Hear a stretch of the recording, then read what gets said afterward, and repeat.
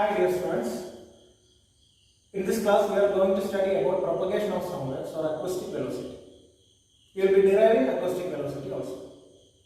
Acoustic velocity is the velocity of sound wave in a fluid medium. It is denoted by the letter A and is given by square root of gamma r, where gamma is the ratio of specific heat of the medium, R is the characteristic gas constant of the fluid medium, and T is the temperature in absolute scale or Kelvin scale.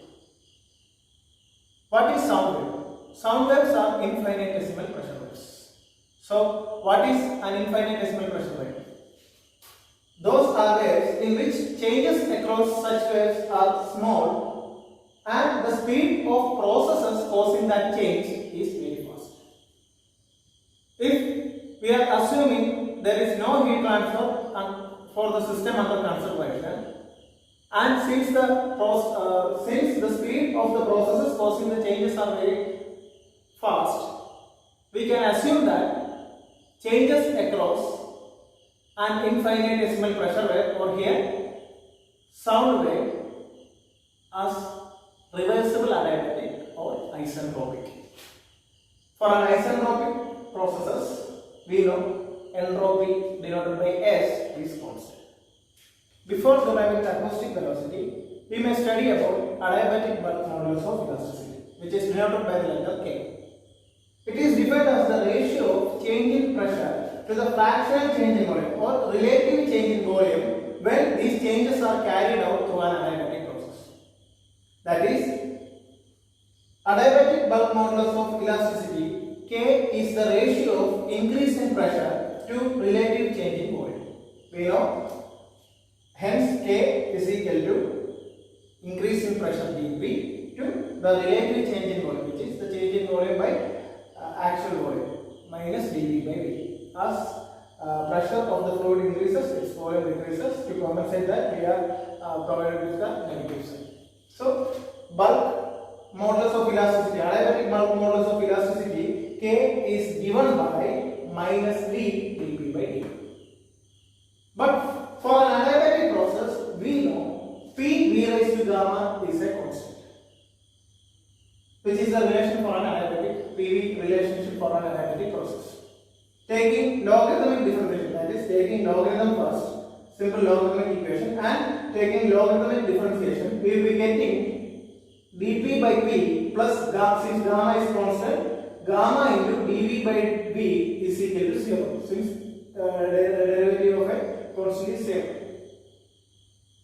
So, rearrange it, we will be getting minus dP by P is equal to gamma into dV by V, or minus V into dP by dV, which was earlier defined as the bulk, adiabatic bulk modulus of elasticity K, minus V dP by dV can be written as gamma into P, or bulk modulus of elasticity K can be obtained as gamma into P for a fluid medium.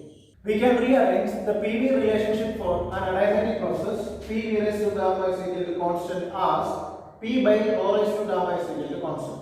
Because if we represent specific volume, then mass of the system will be 1 unit mass. Therefore, as we know, density is equal to mass by volume. Since we represent specific volume, the mass value of mass is unit. So, therefore, rho is equal to 1 by V. And hence, P V raised to gamma is equal to constant can be rewritten as P by rho raised to gamma is equal to constant.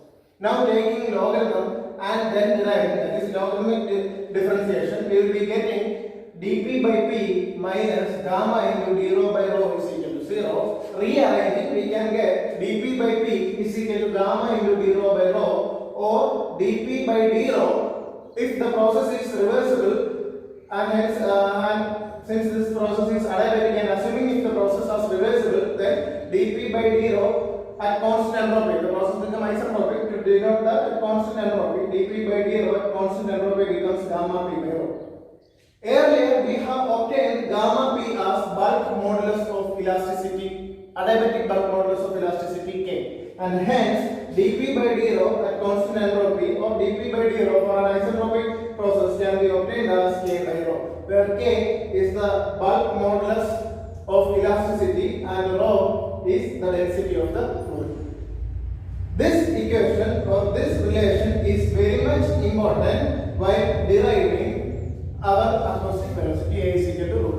shortly we should by heart this equation first, these two.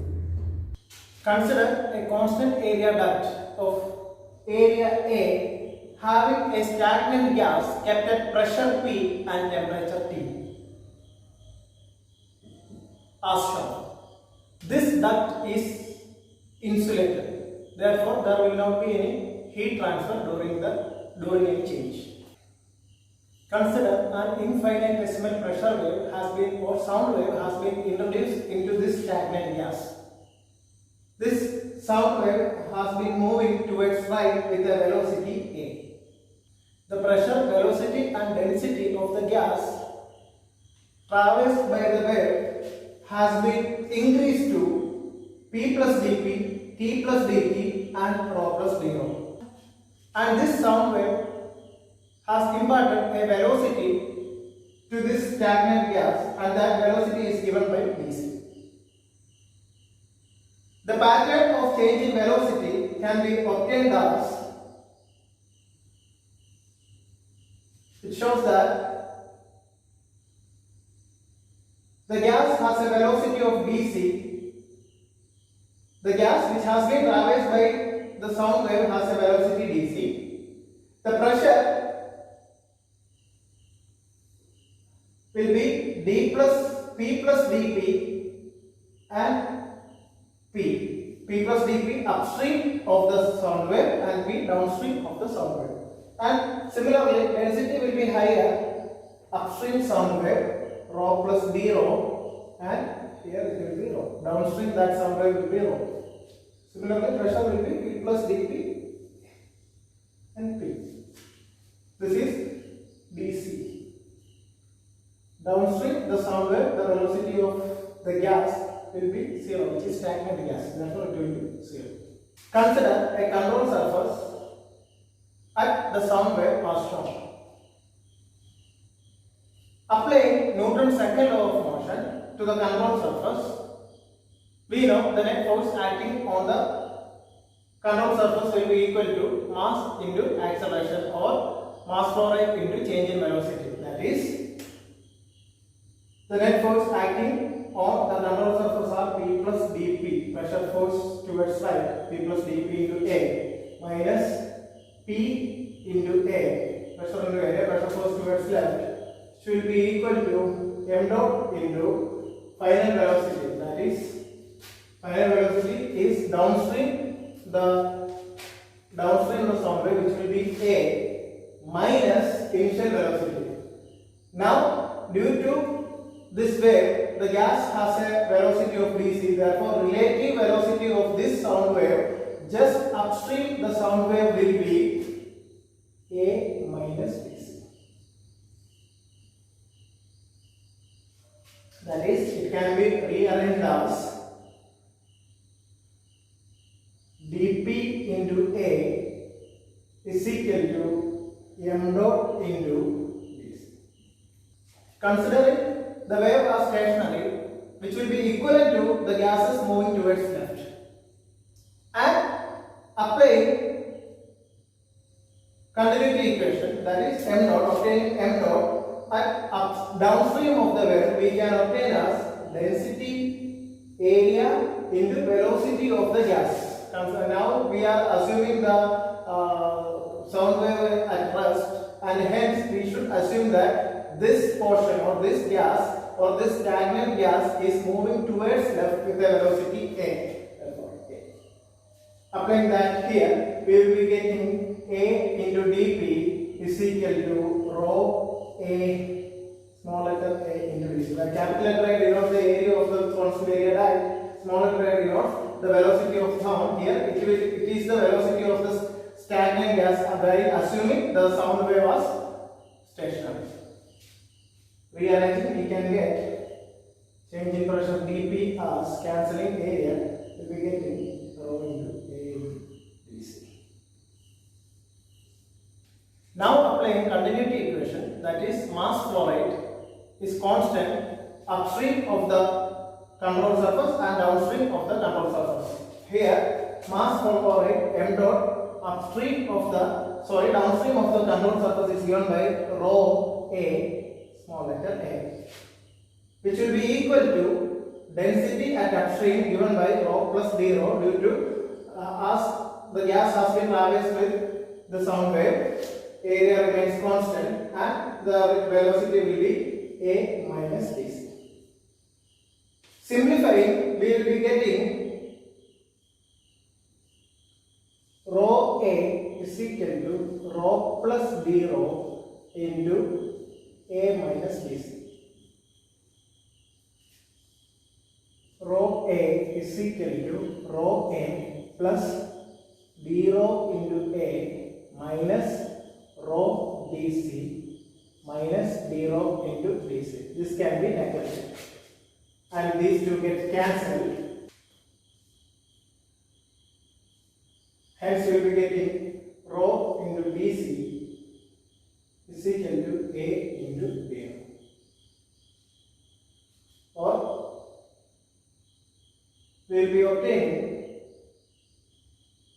rho into dc as dp by a from this equation is equal to a into d rho, or we can obtain a square is equal to dp by d rho. But we know for an isentropic process dp by d rho, that is for an isentropic process, is equal to k by rho, that we have obtained in while defining the adiabatic bulk modulus of elasticity. Hence we can write a square as k by rho, but we know k as gamma into p. Therefore, a square is equal to k by rho is equal to gamma into p by rho.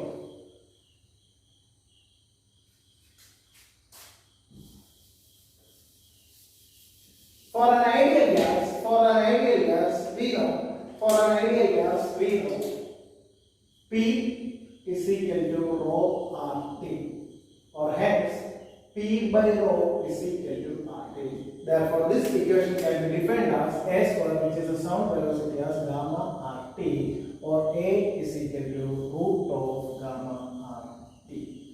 Or it can be also written as root of K by rho, where K is the bulk, adiabatic bulk modulus of elasticity, or which can also be written as root of gamma P by rho, which is the equation for acoustic velocity. Hence, we can conclude from the equations of acoustic velocity that for a given fluid, velocity of sound is higher at higher temperature. That is, at higher temperature, this A will be higher. For higher bulk modulus of elasticity, we will be having higher sound velocity. That is, if this K is higher, this sound velocity is also going to be higher. Then, velocity of gas at a given temperature is higher for low molecular weight gases. Since there is only little change in the value of gamma for our commonly used gases, but the molecular weight changes is significant. And for lower molecular weight, we know this R is characteristic gas constant, and the characteristic gas constant can be obtained as universal gas constant, which is 8314 joule per kilogram Kelvin by molecular mass. That is, if the molecular mass is lower, then your characteristic gas constant will be higher, and hence the sound velocity will be higher. That is, we can conclude that for a given fluid, velocity of sound will be higher at higher temperature. Velocity of sound will be higher if the bulk modulus is higher, and velocity of sound will be higher if the gas is having low molecular weight. I hope all these portions have been understood very well. Feel free to call me if you have any doubt.